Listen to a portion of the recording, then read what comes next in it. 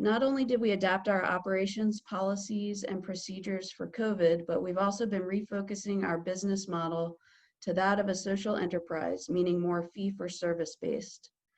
This has been difficult for all of us over the past 5 months, but we are starting to see positive results, thankfully. For the Summer Ready program, we had more than 80 applications for the 4 positions that we were able to offer this summer.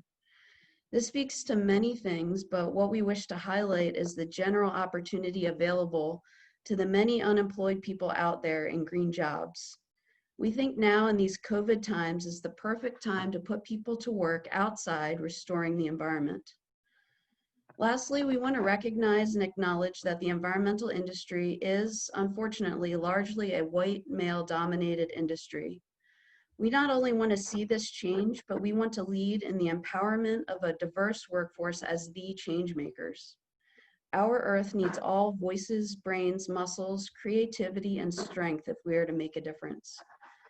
Now, I'd like to take a moment to share with you a brief overview of our accomplishments over the summer. And the attributions for all of this hard work go to our crews, of course, planning and coordination and oversight by our talented staff, vision and direction provided by our board of directors and our many partnerships, donors, funders, and community supporters. So let me go back to sharing my screen. Ecoworks designs, builds, and maintains various environmental projects. Just in the past 8 weeks, we worked with 17 landowners to create 180 square feet of rain garden, 2,450 square feet of basescapes or native landscapes. These projects have been planted with almost 2,500 native plants and treat more than 15,000 square feet of drainage area, that is 7,300 square feet of impervious surfaces. Here at Ecoworks, we understand the value and importance of ongoing maintenance. We cultivate relationships with our customers where we can to keep our gardens in good order. To that end, the crews maintained more than 11,000 square feet of rain garden and also revitalized almost 3,700 square feet of gardens. This is something new for us as we've been building these gardens for more than the past 10 years. And we see that a lot of them are not in a functional state. So we've been working on a revitalization process for the gardens.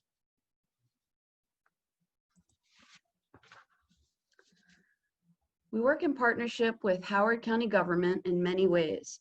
We have shared values for environmental sustainability and supporting communities. We very much regularly use recycled materials from the Alpha Ridge landfill, especially compost and mulch as well as wood chips, to create our projects that enhance soil, promote infiltration of stormwater, and support native plants and pollinators. Our most important role with the county is to inspect and clear waterways for debris under the county executive's Safe and Sound Plan for Ellicott City. This summer, 3 events were triggered by storms that exceeded the criteria for more than 2 inches of rain in 24 hours, or high winds exceeding 30 miles per hour or more. We also conducted 2 pre-event inspections, including one yesterday, to help identify problems ahead of the storms. This summer, our crews removed 1 ton of debris from the streams. We also maintain the county's stream restoration projects, which represent millions of dollars of public investment. Crews help to maintain the function of the projects, and this summer maintained 16.5 acres of county stream restoration projects. Professional development and workforce development are core to our mission. We awarded 7 Chesapeake Bay Landscape Professional Associate certificates this summer and offered 12 professional development opportunities, including this one today, which gives our crews opportunity in communication and presentation skills. We also tried something new, which was to have the crews complete capstone projects. So each of the 2 crew leaders led their teams and projects that you will hear about shortly. Reaching back just a little to the spring, the pandemic, the shutdown, and impetus to adjust our business model, we launched several new lines of business. We secured 11, including a new rent and eco crew service. We secured 11 jobs and counting that brought in $4,350 in revenue, the majority of which supports our crew members directly. We secured 25 new virtual site consultations that generated $2,750 in revenue and brought in new projects for the crews. In partnership with the Howard County Department of Corrections, we operate a native plant nursery and are working on creating a jail to jobs pipeline. To support that program and initiative, we are doing multiple things, including establishing 500 square feet of propagation beds to begin growing our own plants for sale. We also received just recently a very critical and sizable anonymous donation that will really help us to meet our financial goals for the year. We cannot thank that individual enough for their contribution. I mentioned that our Uplift crew started in March. That cohort is intermixed with the READY program this year. The Uplift crew planted 195 trees in the spring, 29 of which were chestnut trees, and support our initiative and grant from the Chesapeake Bay Trust to make our suburban lands working lands and create functional landscapes from the too many acres of lawns that we have in our watersheds. The Uplift crew also installed 3,000 square feet of bayscapes or native landscapes, most of which were in the Tiber watershed draining to Old Ellicott City. Lastly, we had the honor of being featured on a Gordon Ramsay show that brought us great exposure. That show was filmed back in February, which seems like a million years ago. And one striking memory is standing in the middle of the Ravens Stadium with Gordon Ramsay, Ellicott City community members, and County Executive Calvin Ball. A rather surreal experience. Our most important partnership is with Howard County government, as I mentioned. We simply would not be able to achieve so much in such trying times without this critical partnership. In particular, we are appreciative of County Executive Ball personally, who has supported us since his day one in office. As the leader of a small nonprofit during the pandemic, I cannot imagine the weight of responsibilities that County Executive Ball must feel leading our county through this situation. On behalf of Howard Ecoworks, I want to extend our gratitude to you, Dr. Ball, for all you are doing and have done and will continue to do to keep us safe. And on top of all of that, what you are dealing with, you continue to make Howard Ecoworks a priority for you and the county, and in particular in this past budget. I know we both have shared values, big ideas, and lots of vision, and I'm grateful that you could join us here today to celebrate our shared hard work. And with that, I'd like to pass this over to County Executive Ball to give a few words. Well, thank you so much, Lori. And I just want to publicly thank you and all of the leaders and those who help make Howard Ecoworks a reality. I can't say enough how appreciative I am. Lori gave a very good and thoughtful accounting of some of the accomplishments, but I just want to let you know how much you're actually impacting people's lives. You know, when I remember in 2012, when the READY program started, I was on the county council, and it was an innovation for our nation. And then when Howard Ecoworks in 2017 took it over, you all took it to the next level. So when we saw the challenges in Ellicott City, working with you as our partners, when we launched our Ellicott City Safe and Sound plan, we turned a lot of those challenges into opportunities to keep our community safer, opportunities to invest in our environment, and opportunities to send a message to current and future generations of not just what is, but what can be. Throughout the time of me being county executive and Howard Ecoworks being our partner in Ellicott City, you all have removed more than or about 12 tons of debris. Now, I still get a little nervous and anxious each time I see the rain, but I am a little bit more comforted because I know that you all are dedicated partners. And this READY program is an an example of excellence where not only do we invest in the environment and the workforce, but most importantly, you invest in people. You help, as Lori indicated, make it so that we break down barriers, whether it's folks who never thought that they could be part of a new green economy, or ensuring that there is that level of diversity and inclusion, whether it's race or gender or background.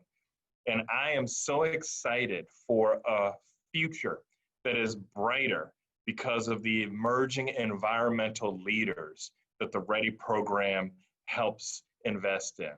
So please know that not just as Howard County Executive on behalf of the 330,000 residents here in Howard County do I thank you, but as Calvin, your neighbor, who cares about our environment and feels that we have a sacred duty to invest in that environment, I thank you. And so now I'll turn it back over to my friend and my partner, Lori Lilly. Thank you so much. We really appreciate you being here today. I'm going to let me share with you now the agenda for the rest of our time together. We expect to be here about an hour, we think. First, our assistant crew leaders, Pam and Nick, will review some of the highlights from the summer projects. Next, Aaron Johnson, crew leader, and his team will deliver a presentation on our initial round of bacteria sampling. Following that, Abeku Abercrombie and his team will deliver a presentation on a new line of business that we launched for rain barrel installations. And then I'll close us out with one slide summarizing things that you can look for from us throughout the rest of 2020. In terms of housekeeping, we are recording these presentations for future recruitment efforts for program participants. In terms of questions, for anybody that's in the room with the teams giving the presentations, we ask that you hold those until after we're done the recording. And for those that are on Zoom, you can simply type them into the chat box and we'll answer those. I'll moderate those as we go. So with that, we're going to turn this over to Pam and Nick to review some of our summer highlights. Hello, I am Nick. And I'm Pam, and we were part of the Uplift crew that started earlier this year. And this summer, we were given the chance to be promoted, so we came back and started the summer as assistant crew leaders to our crew leaders, Aaron and Abeku. So our mission at Howard Ecoworks is to empower communities and a diverse workforce to respect and restore our natural systems for future generations. And so through these slides, we hope to show you how we go about accomplishing this. So here's our crew. It's a combination of both the Uplift members and the READY program. So a really unique thing about Howard Ecoworks is that they don't just give us work, they really take the time to teach us and train us about the whole process. So all the crew members started this summer with orientation in which we were trained in a variety of things. We were not only introduced to the work we'd be doing, but also the environmental processes behind each work. So some of those trainings, as you can see, was Chesapeake Bay Landscape Professional Association certification, IDing plants, like native versus invasive. We had introductions into best management practices, which are the things that we've been installing, like rain gardens and bayscapes. A little bit of soil testing and percolation tests, and tool training are just some of the stuff we've been trained on. So our first project as crew leaders and crew leader assistants, was the construction of a rain garden at the Community Ecology Institute. Its intention is to capture runoff from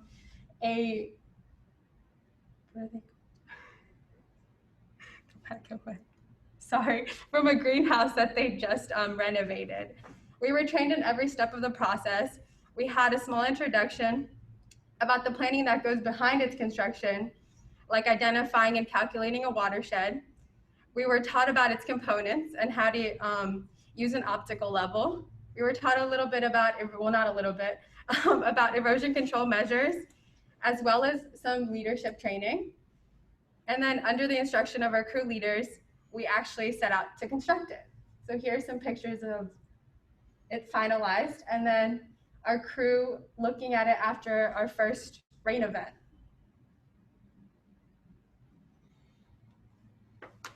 So what did we do throughout this whole period? Because we didn't just sit around learning things, we also did a few various projects. And some of the highlights of those, and one of my personal favorites, honestly, was our Barnside HOA, which was the first project that we did as a unified crew. And this was a very, very large project. It was in a large public green space in the center of the main development. And we installed two massive basecapes here. The first one, which is being shown here, was kind of on the lower end of this green space, and it was fairly shaded there. It was the larger of the two basecapes.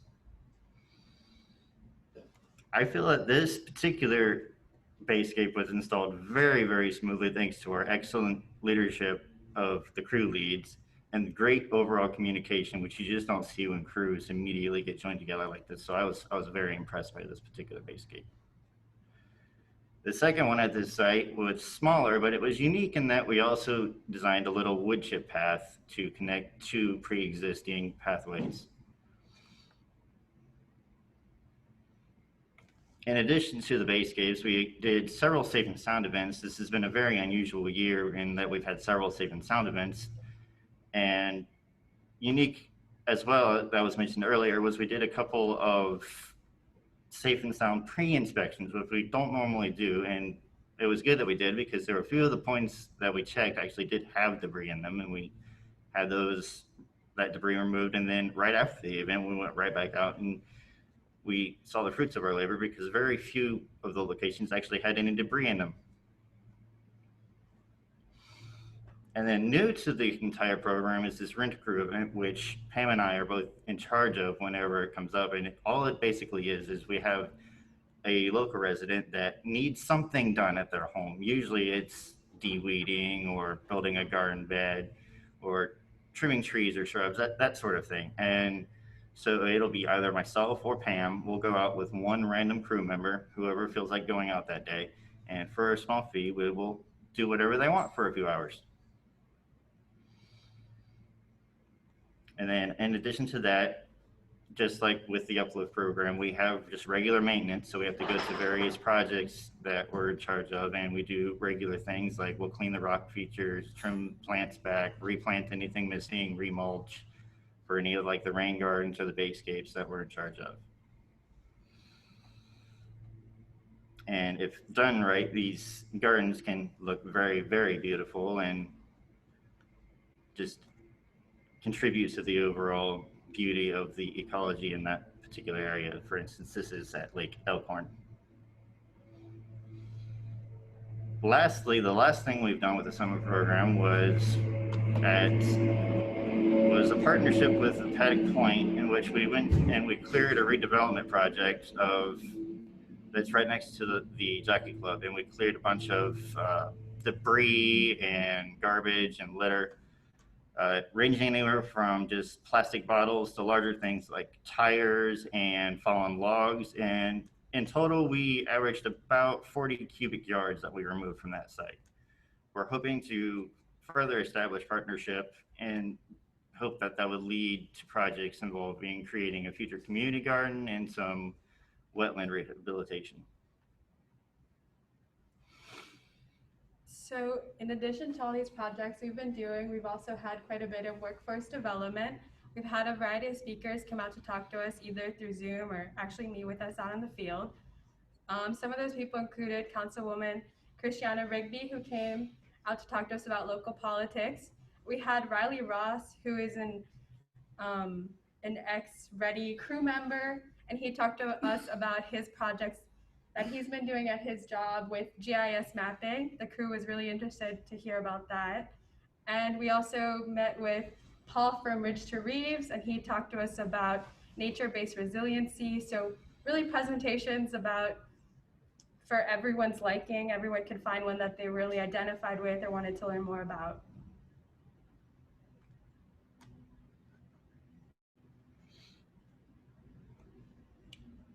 Okay, so just some fun pictures about our best findings. We found out this summer that our crew really enjoys taking lots of pictures of nature, bugs, rocks, everything we find, we like want to collect it or bring it home with us. So Nick is holding a moth, you can't really tell, and he's not too happy about the picture. And we have Eduardo holding a frog. We really like frogs in this crew. Just some more little critters we found. And Finally, we would like to introduce the Capstone projects that the crews will go into greater detail about. We have a rain barrel installation project that Baku's crew will give us details on, and then Aaron's crew will be going into a water quality monitoring program, which was focused with bacterial analysis. So, thank you. oh yeah.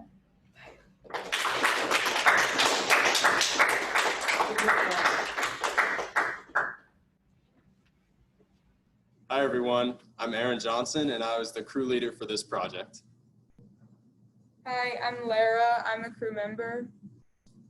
Hi, I'm Adam. I'm also a crew member. Hi, I'm Bamba. I'm also a crew member.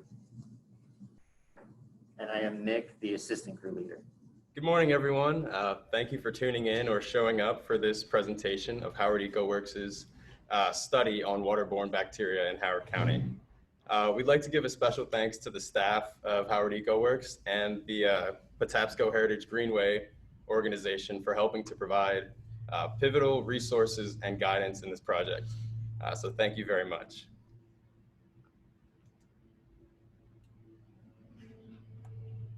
Okay, so before we begin, we'd like to outline a few of the key terms that will help you understand the ideas behind this project. The first of which is Confluence. Confluence is a site at which two streams join together and all of their contents become one larger stream. This helped us identify places of interest so that we could find places where bacteria might be coming from, whether it's in the larger stream or a few of its tributaries. The second point is a watershed. And this is the geographical area which is largely formed by hills and mountains and valleys, which allow precipitation to collect into these larger water bodies. These 2 points go together. The colony count refers to the number of growing bacteria that we can identify on a singular plate, which we've allowed to grow. So we typically collect a 100 milliliter sample of the water, take out 1 milliliter and plate it onto these plates. And once we count that, we're allowed to calculate how much bacteria is in the total water body. And total coliform refers to not only the E. coli, but the other bacteria that are there, like Enterococcus, and many that we haven't identified based on our tests. To give everyone a little bit of background about our project, bacteria concentration in water is a good indicator of water health for human use for drinking and for recreating in. And Escherichia coli, as we know it as E. coli, is a major threat to human health because it causes things like gastrointestinal problems, which we'll touch on later. And the Maryland government and the EPA have set standards for a healthy threshold of bacterial colony forming units in water. So 235 colony forming units is the safe threshold for water per 100 milliliters. And okay, but it got messed up. Okay, thanks. And then E. coli also lives side by side with other types of harmful bacteria, so it can be a good indicator of other harmful bacteria in the water without having to test for that bacteria as well as the E. coli that we're already testing for. So the state right now conducts studies to determine stream quality and stream health, but a lot of it does not focus around bacteria in the water. So in local waterways, it's mostly focused on reservoirs and bigger bodies of water that are more populated. And so Ecoworks hopes to assess bodies of water in Howard County that are maybe smaller and more localized to our area that the state doesn't test. And the Stream Waders organization is under the Department of Natural Resources, and they also do stream quality testing, but mainly they focus on things like benthic macroinvertebrates and nutrients and pH levels, turbidity, stuff like that in the water, and not so much on bacterial levels in the water. So we hope to use our data in conjunction with their data to get a more broad overview of the stream quality and the stream health.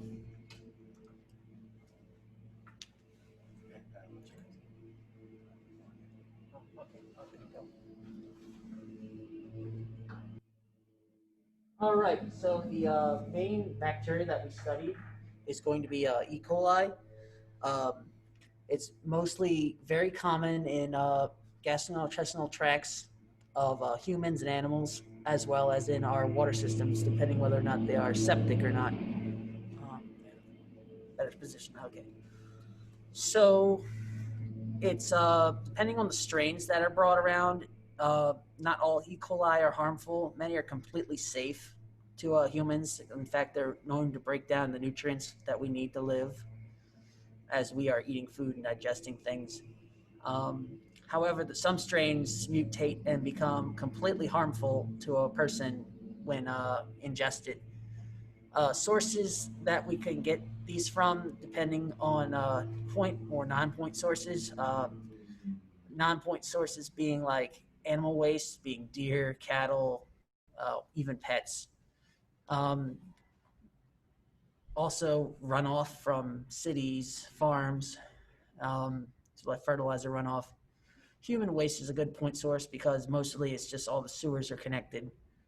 And then we also have above ground and below ground sanitary septic systems that are working, and then we also have ones that are broken.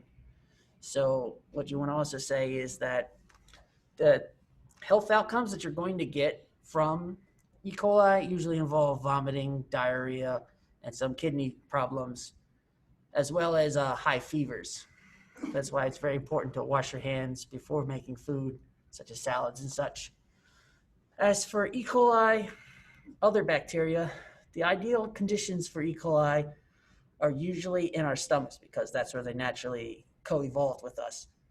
In the gastrointestinal tracts, from the stomach down to the colon, down all the way through all the large and small intestines, mostly warm-blooded. Anyways, these things can overwinter whenever they are deposited in water sources, like say for rivers and septic systems. So they can survive freezing, but not extreme heat. So you can actually boil water to get rid of them. Their best growth rate is around 39 to 114 degrees Fahrenheit. But the optimum temperature, again, is in the human body, which is average 98.6.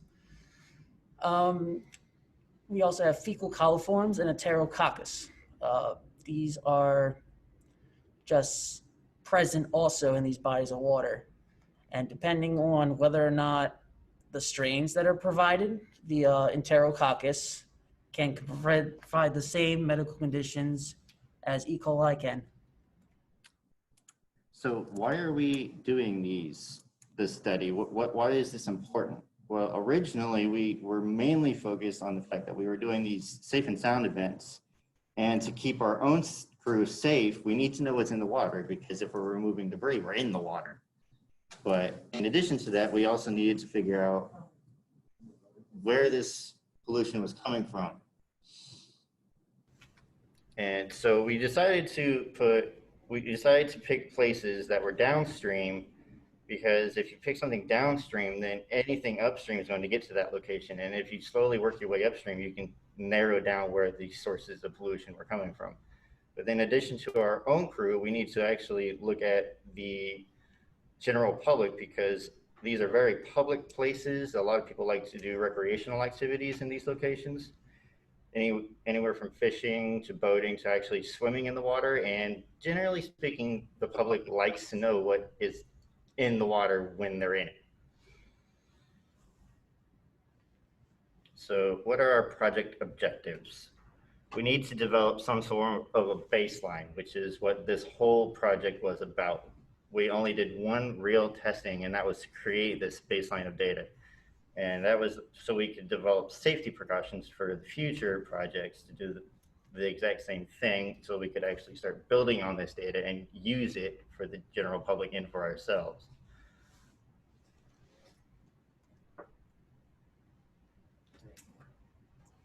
So with any good experiment, it's important to identify your variables. So our independent variable was the location at which we were testing the water. And our dependent variable that we were measuring for was the bacterial colony count in that water of both E. coli colonies and just total coliform. And then things we kept constant were dry day sampling, which basically means, well, as defined by the Chesapeake Science Journal, in Maryland, it's less than 0.1 inches of rain in 24 hours is considered a dry day.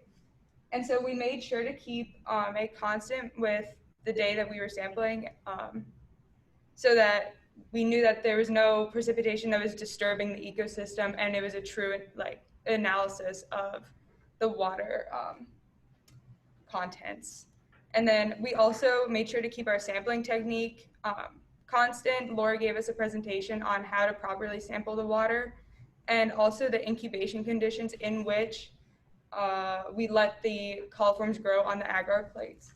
And so if you look at this map, the blue circles with little clouds in them are actually weather testing stations around the county. So we selected ones that are close to the points that we tested, and we looked at the historical data for 2 days prior to our testing day to make sure that they were actually dry day conditions.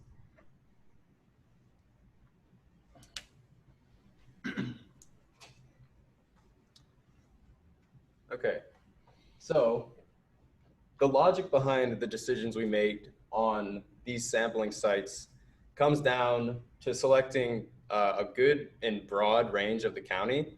And as Nick was alluding to, trying to isolate these areas of pollution. So the watersheds within we worked were the Middle Patuxent, the Little Patuxent, and the Patapsco watersheds. So some places on the Patapsco main stem include Daniels Dam, Ellicott City, and the Avalon area. We also did several selected points at which we do these safe and sound inspections. And we chose some of the major ponds around the area, ponds and lakes. And we also did 2 ready sites, which are Deering Woods and Greenleaf. And as we said earlier, this data can be compared to some of what stream waders have already done. All right, so our sampling, oh, can you hear me? Our sampling was done in all those sites, but our methods were less of such. So basically we walked inside to the lakes, right, to grab sampling bags to collect at least 10 milliliters of water.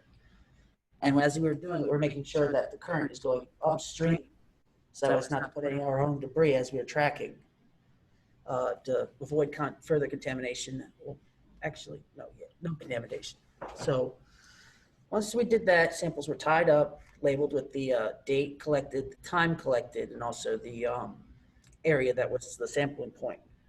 And then these were transferred safely into a cooler to prevent any further warming of it, so that way bacteria didn't grow as fast.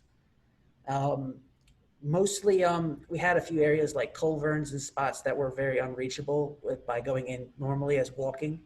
So we would have to use extension poles and tie it to those bags to that, get it in there the same way, and then sample that up. So plating was done. As you can see, we have Daniels, and then we also have the Little Patuxent in Allview. So the red dots here on the left of the slide are not bacteria at all, but just organic, non-organic particles, debris. What we would do to calculate the amount of forms of bacteria that were there, and then get an actual head view of the actual sample from the site, is that we would like take the 10 milliliters and count the gas bubbles that you see on the right. That's all the E. Coli, coliforms, and other such that they respirate as they were being incubated for a certain amount. That's a high colony count right there. And then for what we did there is to multiply it by 100 to get the colony forming units per 100 milliliters of water.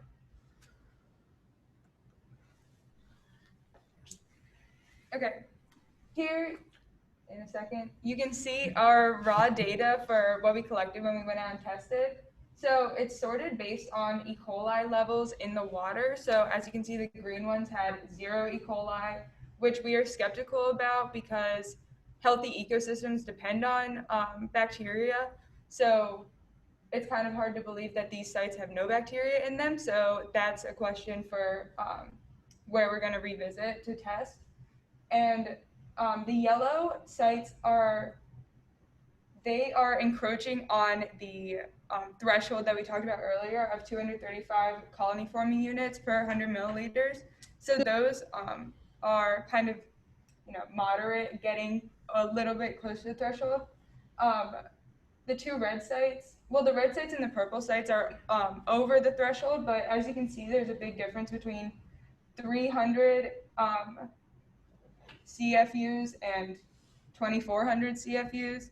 So that's why we differentiated between a little bit over the threshold and a lot over the threshold. And then as you can see on the rightmost column, there's the total coliform count, and the blue, the cells that are highlighted in blue show sites that had high total coliform counts. And there's not really a correlation between E. coli levels and total coliform counts, which we found interesting. But there's also no standard threshold that's set for total coliform in bodies of water for what's safe to be in.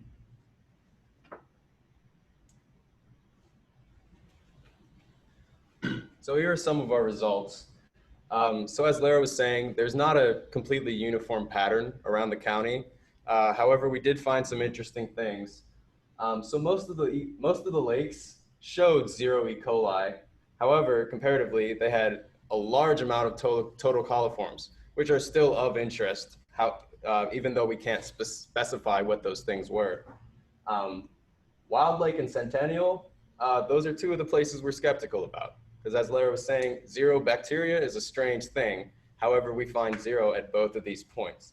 So we will be revisiting those for sure. Patapsco main stem had a lot of similar results. So an interesting thing is that within these small tributaries, we did find some of the highest concentrations. And that may have to do with the discharge levels, how fast that water is moving, and a number of other factors which we'll have to continue to research. So Deep Run, which is near the Avalon area over on Furnace Ave, that had some of the highest E. coli and coliform levels, which makes another point of interest. So we also tried to do a brief study on whether human activities within the water in terms of recreation are affecting these coliform counts.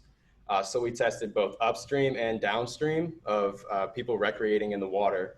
And we did find on this one instance that downstream of people, there was a higher coliform count. So that leads us to want to do more of this kind of research in the future.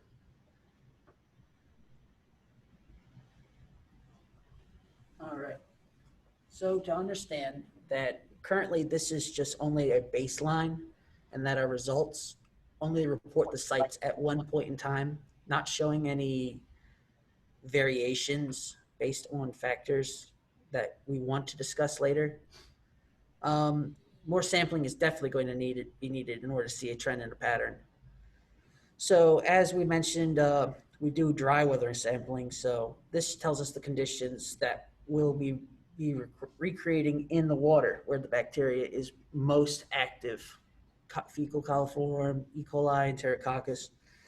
As such, all these sites are going to be resampled as we prioritize them by doing the 0 we're going to prioritize the zero count and also the high concentration level areas. Those are points that are of our major concern because, they just have the most and they also have none at all. We don't know what's affecting those levels to be such might be disastrous and might not even be safe for people at all if they're going in the water. So standard operating procedures, we also developed a lot of them, but we did not really have that many at the moment. We only just had the one standard operating procedure. It could be a little bit more detail oriented as we get more into it, but resources aren't going to allow us to do the continuous monitoring. Like we only had an X amount of pipettes and burettes and petri dishes, and we only had like one incubator to actually get it all done within 24-hour period to see permanent growth. So their concern is that this is going to be based on a fee basis. We're hoping that we can get like either people give us the samples that they collect, and then we go and identify the coliform E. Coli bacteria that are forming, or they pay us to go and get the materials and then sample it for ourselves.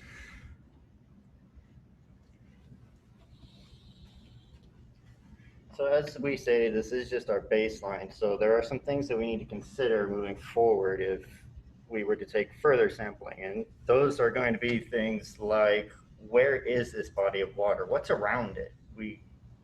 It's not just out in the woods, or is it in the middle of a park, or is it a river that's going right next to an industrial zone? We don't know what kind of pollution these rivers and lakes are getting from that location.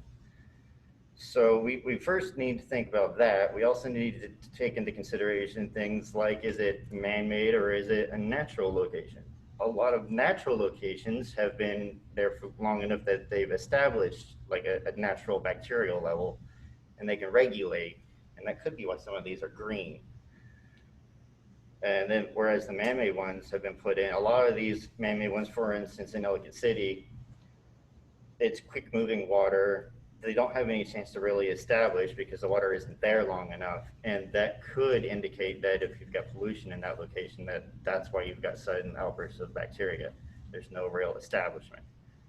In addition to that, if you've just got a man-made structure and it has just been ponding and sitting there for a while, that's prime real estate for either an algae bloom or a bacterial bloom. And then you also need to consider things like the biodiversity. If you've got all kinds of invertebrates or some of the vertebrates like frogs, which are like key in studying these things because frogs and other amphibians are so sensitive to pollution, you have to look at that when you're thinking about, is there a pollution source upstream? Is there pollution here? If you've got no frogs, something might be going wrong. If you've only got one species of minnow, if you've got no minnows at all. And then you've got to look at other things like the nutrients and pH or the season in which you're doing this, because nutrients available is what's going to be indicating if you're going to have a lot of bacteria or none at all. There are thresholds for pH for most organisms. And then ultimately, yes, you also have to do all of this testing in the warmer months because that's when bacteria is the most active. So, big thank you to everyone who helped who were involved in this. That includes the Baku's crew as well. And again, here are some of our resources. And if you have any questions, we'd like to take a few minutes for that. So thanks. If anybody has any questions, go ahead and put them in the Thank you chat so much. box. Well, Lori, are you speaking? Yes, I'm sorry. I was just letting folks know they can type in the chat box. Get that. Get the audio back on.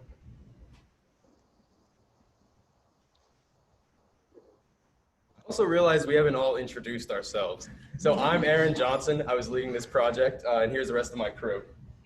Oh, I'm Lara Sabo-Banix. I'm a crew member. My name's Adam. I'm also a crew leader. Crew member.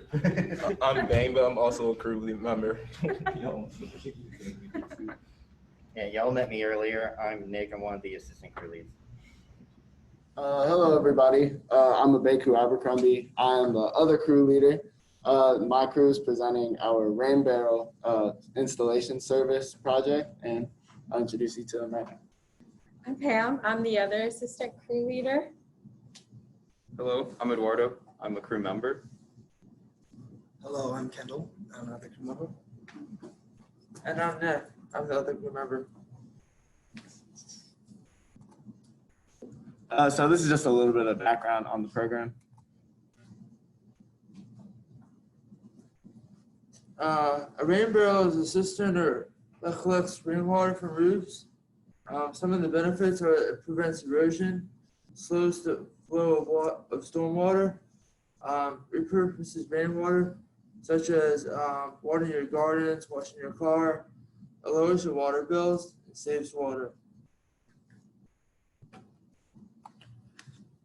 Some of the ways it is to conserve water, rain barrels help reduce flooding on your property more localized than large areas like rivers and stuff. And so the Clean Water Howard Initiative reimburses homeowners for installing rain barrels, depending how many you have.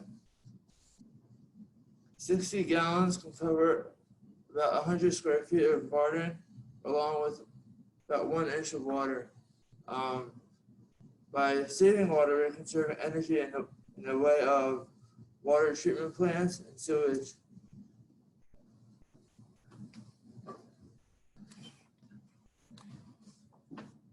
So the purpose of our entire project was to establish a new line of business for Ecoworks through our installations and through the actual rain barrels that we'll be selling.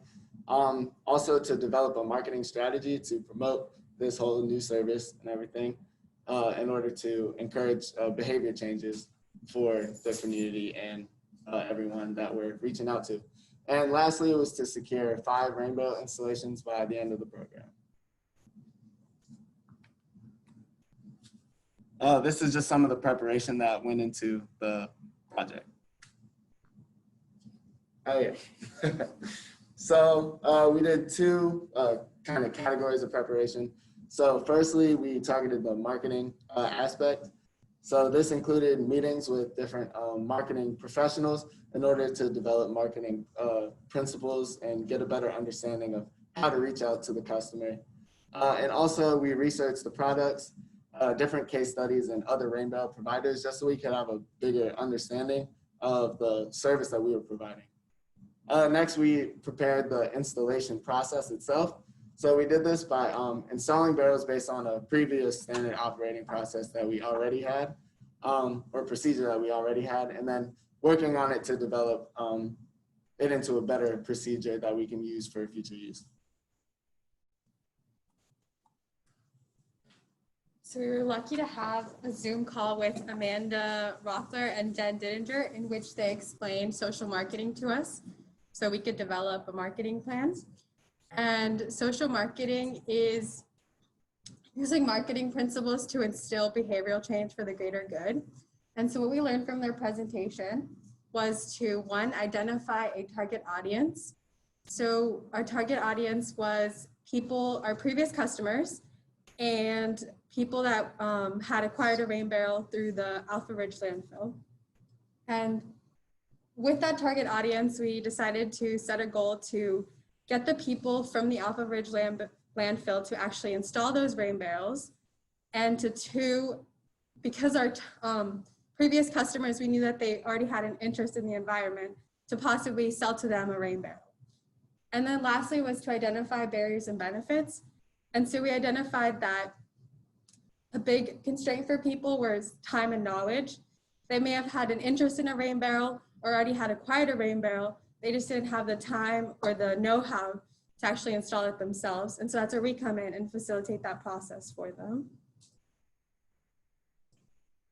So a little bit of the research that went into it beforehand was to compare different rain barrels. The red one at the top is an upcycled rain barrel, which is one of the ones that we provide. We also have the blue one, which is a water drum. And the brown one is called a rain wizard, and it's a little bit more for like aesthetics. And then we looked into competitors and what they were offering. We found that many competitors weren't just providing a rainbow installation on its own. It had to be kind of in conjunction with getting some work done in your house, like gutter maintenance. And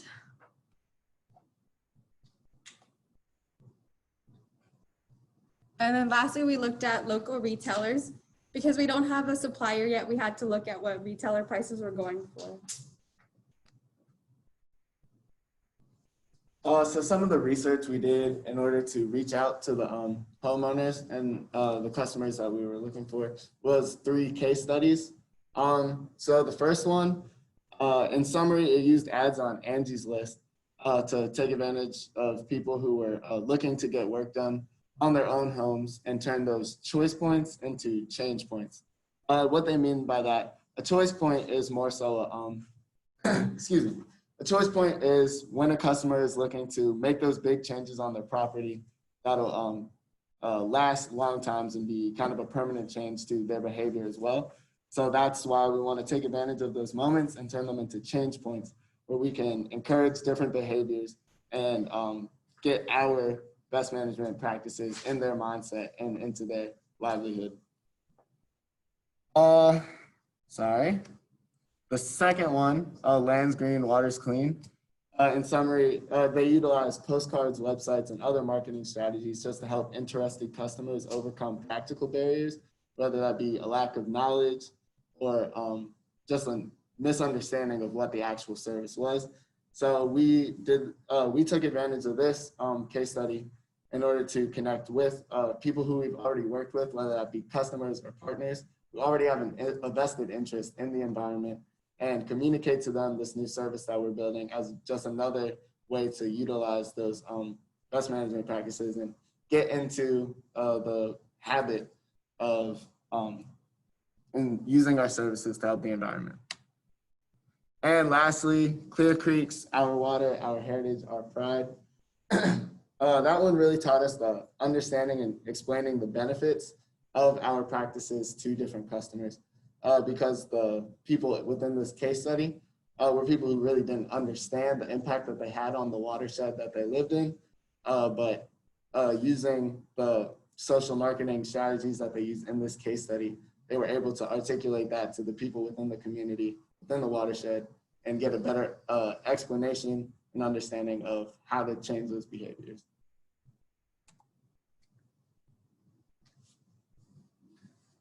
Both ready crews went to Don's residence, our deputy director, and installed 2 different models of rain barrels. With the assistance of the homeowner, we identified the best spot.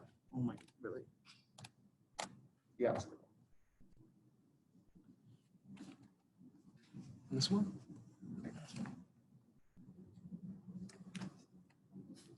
Excuse me. With the assistance of our homeowner, we identified the best spot for the barrel, and we repaired the area by leveling it with a drill, the holes in the downspout in the barrel as well. And then insert the connecting parts and finally seal the barrel to make sure it's all secure. Our takeaways. Use sand for leveling rather than paver base, because the paver base just made it just really hard to level to make it proper use. Brought up the idea of wooden frame to facilitate and to stabilize this level base. And lastly, we need to stock different side downspouts. So next we're going to talk about the actual things that we developed in order to reach out to the customers.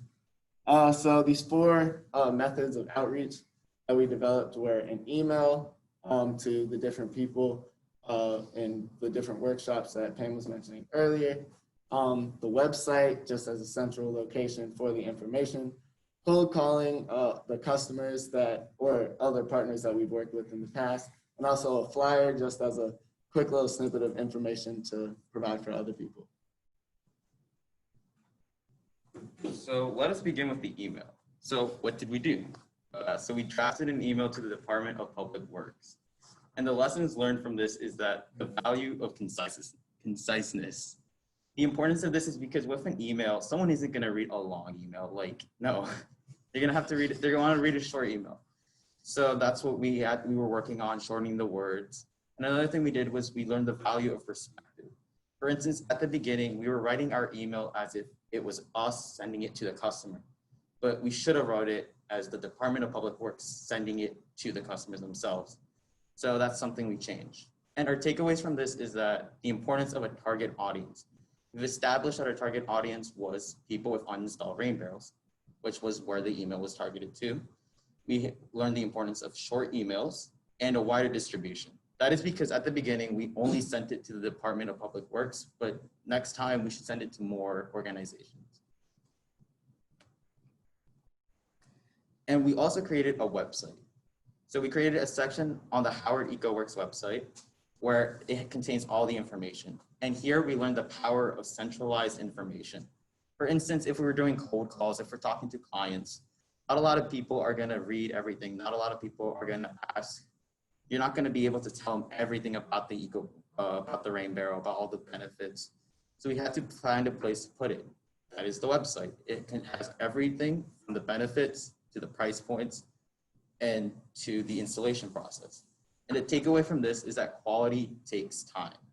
The problem we learned was that we couldn't finish it super fast. We had to check for grammatical errors. We had to make sure that the design was well. So next time we would take more time with this.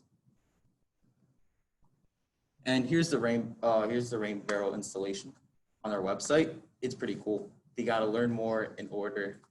It's down on our services. So the next part is cold calls. This is probably the funnest part, in my opinion. Yeah. So what did we do? So we called over 50 people who were part of the Tree Poco initiative that we got our contacts from. And we logged their responses. For instance, I remember one of them being like, I didn't want a rain barrel because of mosquitoes.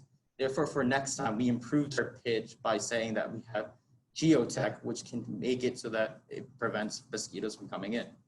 The lesson we learned was persistence. Because a lot of the times they're gonna hang up or just not gonna call you to begin with. But you have to understand that the hit rate is low, but you have to keep trying. And the last thing we learned, which is the most important, is timing.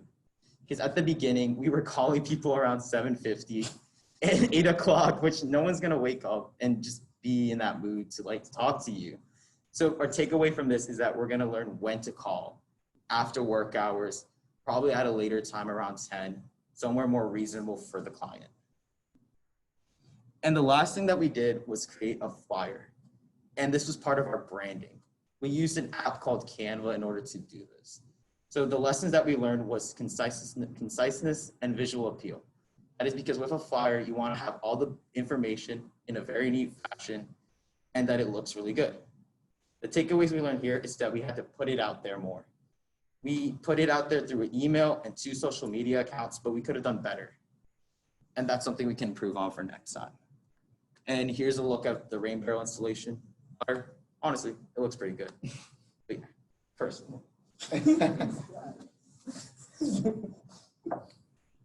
So the final result of our project was we first and foremost created a new service for Ecoworks. Not only was this a good experience and opportunity for us as a crew, but it was also a way to develop new business and new line of revenue for the company. So that's the most important aspect of what we did. We secured 3 out of the 5 rain barrel installations that we were looking to secure. However, part of that was because we ran into issues with some of the customers who were extremely interested. Some of those problems were price and also just timing.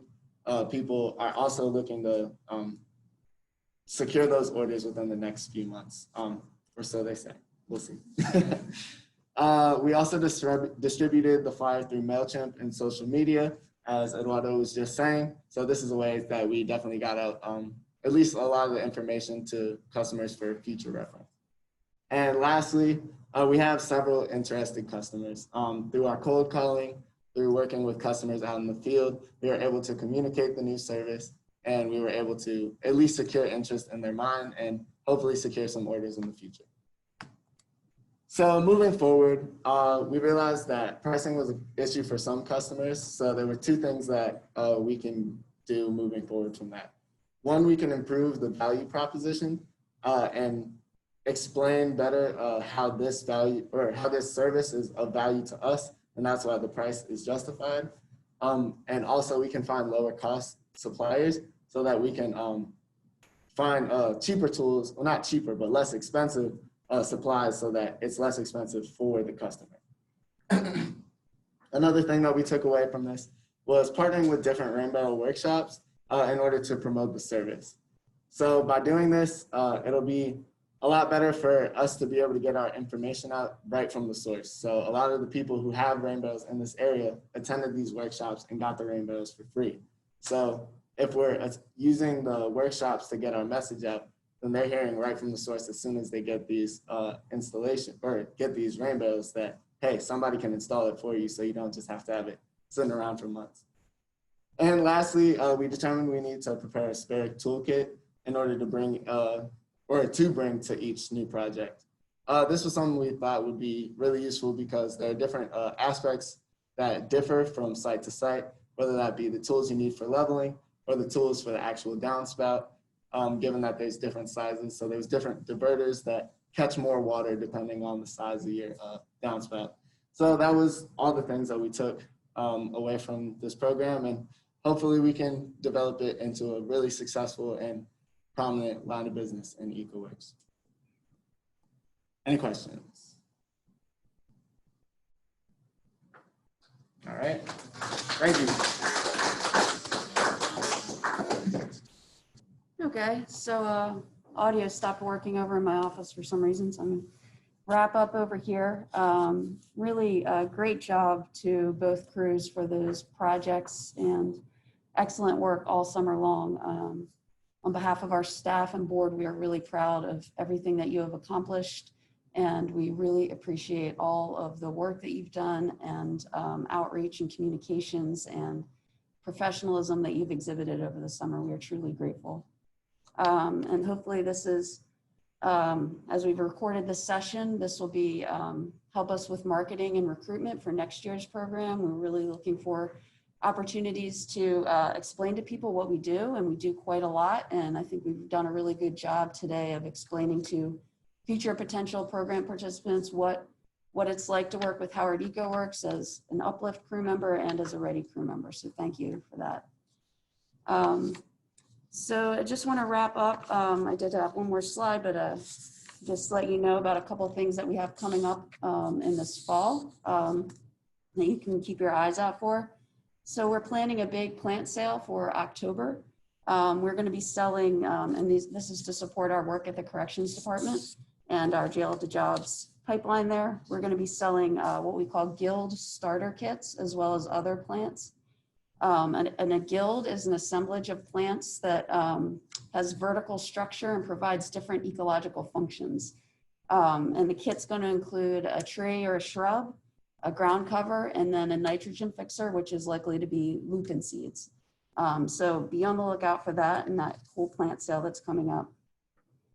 Earlier in my remarks, I mentioned that we have a grant from the Chesapeake Bay Trust called Making Suburban Lands Working Lands. We'll be wrapping up that project this fall. We will by that time have installed probably a dozen or so projects. In the grant, we were going to be doing an education event where we put people on a bus, drove around to each of the sites. We're going to have wine and cheese and visit some family farms along with that, but we can't do that. So we're just be on the lookout for our alternative, which is to be determined. So that's probably some combination of virtual and video things. So be on the lookout for that. And lastly, the last event that we'll be having this fall is we're wrapping up our Ellicott City Soak It Up project funded by the National Fish and Wildlife Foundation. That's going to be completed this month. And we have within that whole effort, we have a research project with the University of Delaware to look at biochar as a soil amendment for infiltrating stormwater and cleaning stormwater. We've had a couple of research plots out in the watershed and grad students coming out and taking measurements. So that research work is going to be finished in August this month, and we'll be presenting on those results to the public later in the fall. So you can be on the lookout for that. So again, thanks everybody for joining us and to our crews and for all your participation and your commitment to environmental stewardship in Howard county and beyond. We really appreciate all of your support. So thank you, and we'll be signing off here. And I know Nick DePasquale is on the line, and we're going to ask him to stay on for a few minutes. So thank you, everybody. Have a great day. All right. So we actually have I guess I could do this. We have a couple guests with us today in the room, and also one online. We have Bill Withers and Dick Hesse, who are our co-chairs for the Howard Ecoworks board. I'm going to ask them to come up and say a couple words if you wish. Yeah. And then in a moment, we also have online with us Nick DePasquale. So, Bill and Dick. Hi, my name is Dick Hesse. I'm a co-chair of the board along with Bill Withers. I think I've been in this role now for about 3 years. I think Bill's been in for about 2. And so I just want you to know that at our quarterly board meetings, Laurie and the staff give us updates on what's been going on, what you guys have been doing. And I can speak on behalf of the board, I think, and tell you just how appreciative we are for all the work that you do. But I want to just put aside for a minute my role as a board member. And I want to thank you on behalf of myself. I'm a longtime Howard County resident. I've been in the county now for about 25 years. And I have toured a number of the projects that you guys have worked on. I've seen what you've done. So on behalf of myself, my family, my neighbors, I love this county. This is my home. It will probably be my forever home. And I can see what you've done. And from the bottom of my heart, I thank you very much for all your hard work. Thank you. Thanks.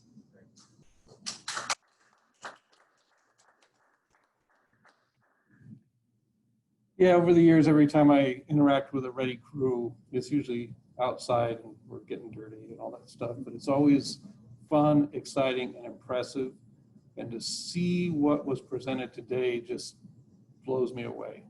I mean, I've never been disappointed. If someone says people from Ready are going to be in the room, we know it's going to be an impressive thing.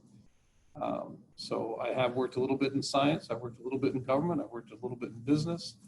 The success of anything has to do with how the projects are put together and how they're executed, and the demonstration of that. It might seem basic sometimes, but it's the stuff that people forget. You take that with you anywhere you go. Besides the actual great work that was done, that learning, I hope, is something that sticks with you. The first time I interacted with a Ready crew, I think we were removing English ivy someplace, right? And I was just starting to work with Lori, I think. And just the one day of hanging out with Ready crew members was exciting because of the quality of the work that you folks do, the quality of just the people who you are. And you're in a position now, you finish the summer, you get to drive around and say, I did that, I did that. The cool thing is you can do that 10 years from now and 15 years from now. But what I hope happens is that you keep doing stuff that you can drive around and say, I did that and I did that, so that when you've got grandkids, you can do that and they know that you have made an impact on the world and on the people in it, and that they will learn the same lesson and carry it on. So thank you very much. So my name is Nick DePasquale. I'm the former director of the Chesapeake Bay program operating out of Annapolis. I was the director from 2011 to 2017, after which time I retired and moved to the Eastern Shore. I live in Chestertown right now. And I also hooked up with a local organization called Shore Rivers, which is an environmental advocacy group which covers pretty much the Eastern Shore from Cecil County down to Dorchester County. I'm a kind of a part-time policy advisor for them. I also am a participant in their volunteer stream monitoring program on the Chester River. And every 2 weeks, we go out and draw samples and do analysis and report the data. I want to first congratulate the 2020 READY graduates. I think the first exposure I had to the READY program was back in probably 2012, 2013. In fact, you mentioned Riley Ross. I think he was one of the graduates in the year that I was first introduced to the program. And Jim Caudell was involved back then. It also was a partnership effort with the Alliance for the Chesapeake Bay, which also looks at the entire Chesapeake Bay watershed. So many of you probably know that the watershed exists or consists rather of six states in the District of Columbia. So West Virginia, Pennsylvania, New York, Maryland, Virginia, and Delaware and the District of Columbia. So it covers a lot of territory. And the Chesapeake Bay program is a partnership effort among those entities, along with municipal and state governments and the federal government, to reduce pollution loadings to the watershed and ultimately to the Chesapeake Bay to improve water quality. But my experience as the director of the program is it's the programs like READY and other local programs that really are making a difference. The big programs, the Chesapeake Bay effort, can take care of big sources of pollution like wastewater treatment plants, for example, and requiring additional reductions of pollution from them. But a lot of the pollution stems from things that we've done over the last 2 centuries that are just very localized. It's like the environment really has suffered the death of 1,000 cuts, if you know what I mean. And I think the way we're going to repair that damage is to engage in efforts like the READY program is doing, to put in rain barrels, to put in rain gardens, to cut off the pollution before it actually gets to streams and ultimately to the Chesapeake Bay. So I just wanted to offer my commendations to the READY graduates, also to commend Howard County and Ecoworks for continuing to deliver an excellent program that I think is a model for the rest of the watershed. I hope you all will pursue careers in the environment. I think it's really, you can feel good about the work that you do. And as the previous gentleman, the board member said, you can see the results of that work in your community. It also keeps the investments that are being made in your local community, which is also improves the economy as well, and obviously provides opportunities for jobs and the like. So congratulations and good luck, and wish you a lot of success. Thank you. Hello, my name is Ned Tillman, and Lori Lilly asked me to speak to the participants of the program this year and maybe give a little bit larger perspective of why it's so important what READY does. First of all, I'd like to thank all the participants. I mean, this has been a great program for many years, and I'm really excited that you're continuing on the tradition of helping deal with stormwater issues and other environmental issues here in Howard County. So thank you. I kind of picture all of you now as ambassadors to the earth, ambassadors for the earth, stewards of the earth. I think all of us need to be more involved in taking care of nature. And I think by going through this program this year, maybe you've gotten greater skills, greater interest, greater motivation to do just that. So thank you, and I look forward to what you're all going to accomplish in your lives. I really hope that you did learn something during this process. We all need to know much more about our relationship with the earth. And I think too, it might be very helpful if over the next couple of days you actually sit down and reflect what you learned, and also think about your plans for the future. What are your goals? Does it include more work like this? And once you set some goals like that and make some plans, it's easier to achieve those goals. So I challenge you to do that before getting too far away from this program. why have I been asked to speak? I mean, you might all be asking that question. Well, I guess the bottom line is I was in your shoes at one point. I was certainly a teenager and a young adult, struggling, trying to figure out what I wanted to do with my life.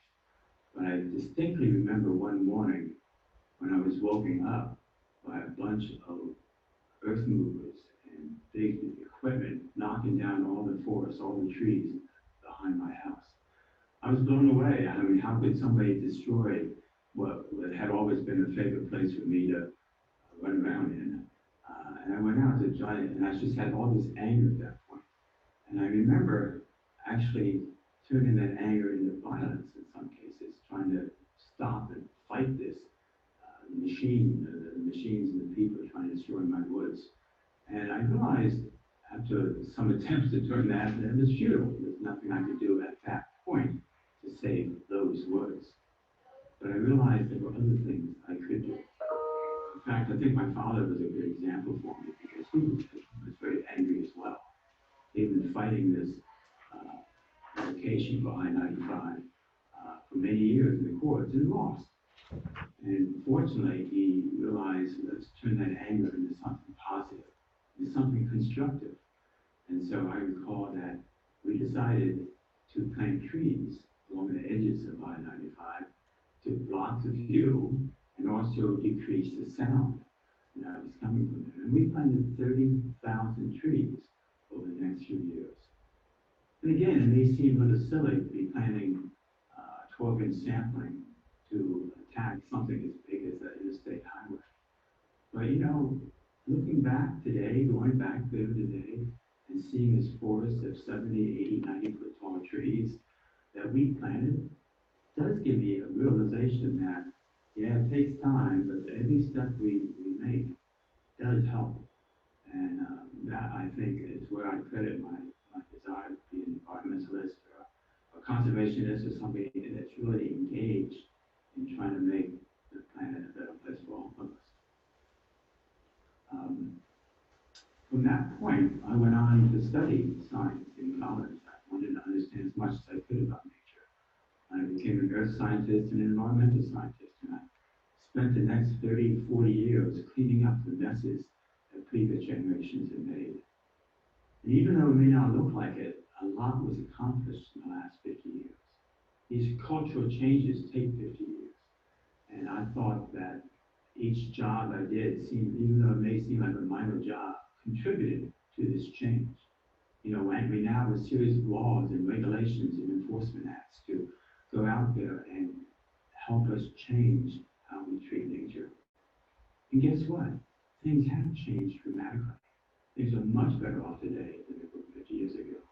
We changed the culture of this country. When I was a kid, there was no recycling. We just dumped oil and pesticides and insecticides just in the ground to get rid of it.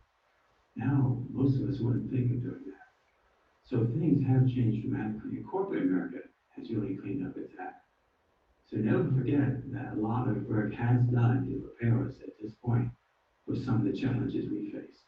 And we do face some real challenges going forward. After college, I worked at a number of places. I worked at Hopkins, the Biodiversity Lab, and other places. I had my own company, and we did about 4,000 projects around the country, cleaning up the messes that we made. And from that work, I realized that I gained a fair bit of knowledge about how people interact with nature and what we needed to do. And so I started looking at the county level to see how I could help locally. It's fine fixing things up in Missouri or Hawaii, but how about Howard County? And so I raised my hand. You know, I volunteered to serve on something. In fact, Senator Clark asked me to serve on the Howard County Conservancy, and then I was, appointed to serve on the Sustainability Board, help different organizations locally develop their sustainability plans, worked with the school systems and the college and CA and the county and Baltimore City. So there's all these different opportunities open to me when I raised my hand and said, look, I know something about this relationship between man and nature, and I can share some of that knowledge, maybe help make us all a little bit more sustainable. And I think we have come a long ways in the last 10 years, just in how we look at the earth and how we want to sustain some practices, how we want to develop more regenerative practices to make the earth even better.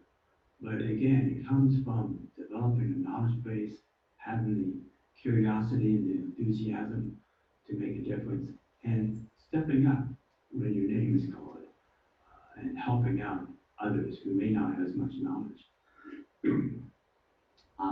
I remember when a couple of county executives were running for office, and I looked at the web pages, and it didn't mention environment at all. Kind of surprised me. So I wrote a letter and sent it to both of them saying, these are 10 issues I'd like to see you accomplish in this term. And many of those things have been addressed now. So never underestimate your potential impact, and always jump in when you're needed. A thing I learned in this whole process is that we can change people's behaviors. We can inspire people to think differently. We can be role models. And by changing people's behaviors, you start changing corporate behaviors and community behavior. Can't tell you how many people say, Ned, I started to do A, but I thought about you and I decided to do B. And in all those cases was a more sustainable option. I did learn in this process also that all things are connected. You and I are connected now just through this program. And I suspect we might have interact with each other again in the future. But all things are connected, both within people and groups of people, as well as nature. And we now know that just being out in nature is very healthy. We evolved in nature. In the last 100 years, we've gotten away from that. The data all shows that by being out in nature 30 minutes a day, our immune systems go much better off. And we become happier and healthier. We become more creative, more productive. And so this is the message we got to get out to more people. I know during the pandemic, a lot of people are getting outside, which is great. But we have to keep people doing that for their own health and for the health of society, because we need to understand the importance of nature so to take care of it even better than we have in the past. Because the big canary right now is the big elephant is climate change. All of us are so focused on COVID and on social justice issues, sometimes we forget that, and they're all connected very intimately, and they're related. And I want you to think about that, because they really are. And so I think we have to always go back to what's the biggest challenge here, and we have to learn how to live in nature better. Because climate change is going to continue to impact you over and over again throughout your lives. We'll probably have more coronaviruses in the future too, because we keep destroying habitat. We put more people and animals in a smaller place. So we can see these viruses jump again. But we need to get better prepared and understand the science. And we need to understand again how we reduce that impact on the earth. And so climate change will hit us in many ways. There's more pandemic, so many more flooding, more fires, more food insecurity, more migration. And so we have to start looking at everything we do through a climate lens. I mean, I like looking at things through my sunglasses, and everything's a little rosier. But a climate lens says, let's look at that, but realize what the bigger picture is, and how do we deal with that bigger picture to reduce all the problems across the board for everyone. There's no question that climate change is this challenge, this big challenge.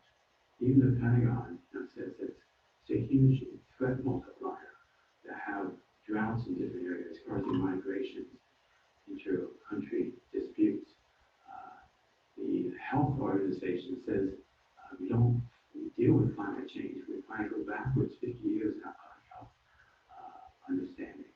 And then we figure it out, and then that's the greatest potential for better public health in the future for getting control of climate change. Even last year, the economists, the most conservative group of economists, came out with a letter saying we've got to start putting feet on carbon. It's the fastest way for us to get control again on this issue that faces us for the next millennium. No, hopefully not millennium, hopefully a few decades. So what is the key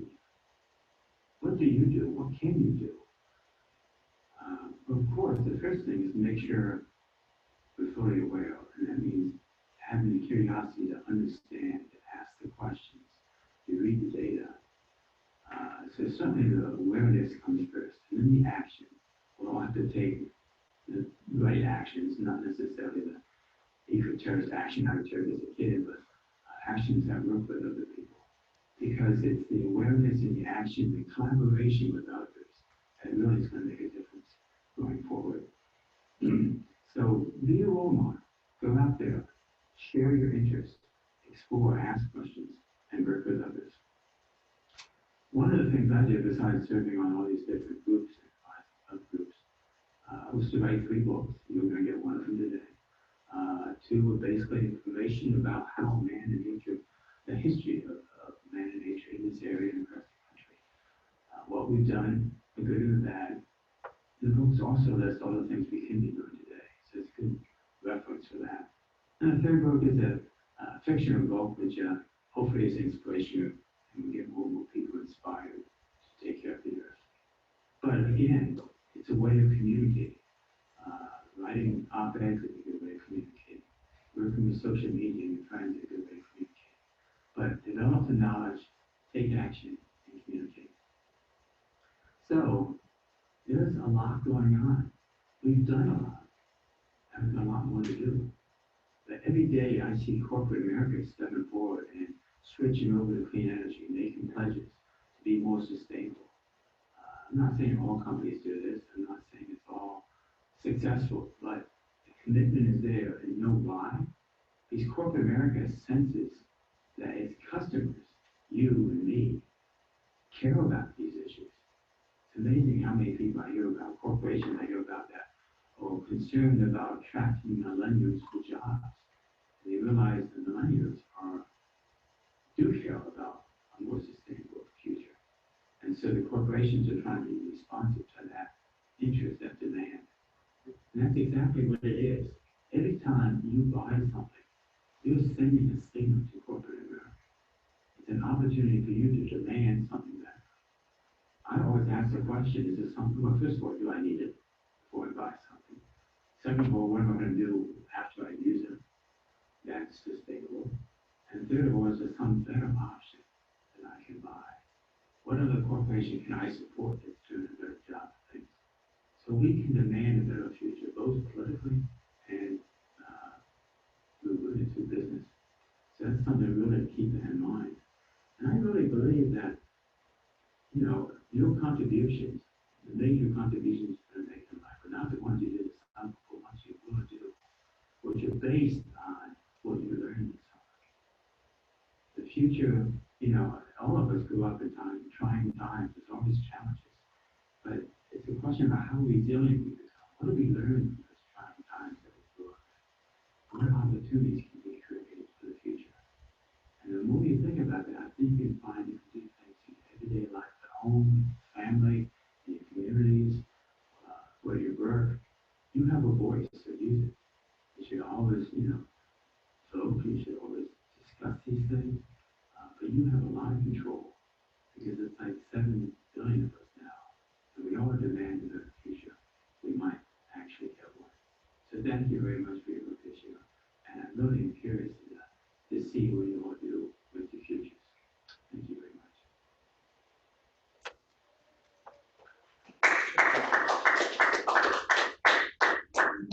Hello, Reddy and Howard Ecoworks. I am so proud of you guys. Can you share your video just real quick? Hold on. I think, yeah, there we go. Hi guys. I'm actually I'm actually sitting on a bench in Hunt Valley waiting for my car to get work done. But I really am so proud of you guys. What an incredibly fantastic job. I'm so proud to have been a part of Howard Ecoworks and continue to look forward to the incredible work that you guys are doing. I just can't say enough. Surprise, hi Abeku, for those of you who don't know. And Aaron, great job. I can't even, I'm sitting over here just beaming with pride, tears even. And Lori knows me, I cry over everything. So I just wish you guys the very best. Again, so proud. Keep up the great work. Abeko, if you want to change your major to business, I completely understand. And take care. Thanks, Brooke. Uh-huh. Bye. Oh, last thing, and proud to be a part of Patapsco Heritage Greenway, which helped to sponsor this program. Yes, thank you so much. Tell them thank you. Absolutely. Take care.